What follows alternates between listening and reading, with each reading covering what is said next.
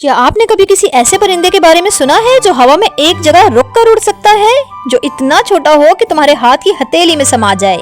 यह है कुदरत का नन्हा सा अजूबा हमिंग बर्ड।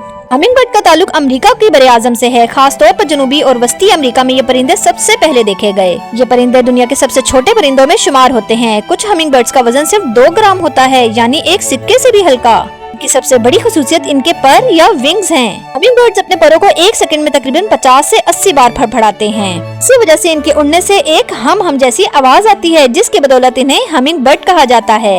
हैरत की बात तो ये है कि ये वाहिद परिंदे हैं जो उल्टा, पीछे और सीधा हर सिमत में उड़ सकते हैं। ये यहाँ तक के एक ही जगह पर हवा में रुक कर भी उड़ते हैं, जैसे कोई जादुई तितली।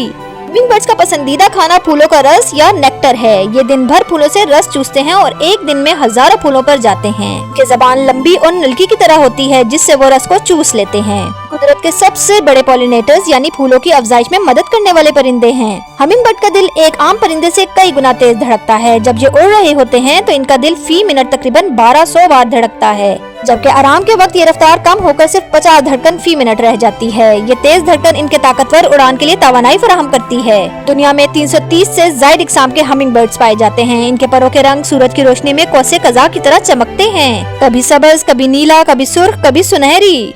हर जाविये से देखने पर इनका रंग बदलता है, बिल्कुल जादू की तरह।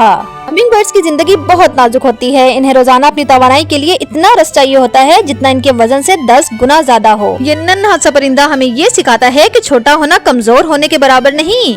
हमिंग बर्ड अपनी मेहनत, रफ्तार और खूबसूरती से पूरी दुनिया को हैरान करता है। ये कुदरत का वो शाहकार है जिसने आसमान को रंगों, रफ्तार और जिंदगी से भर दिया है।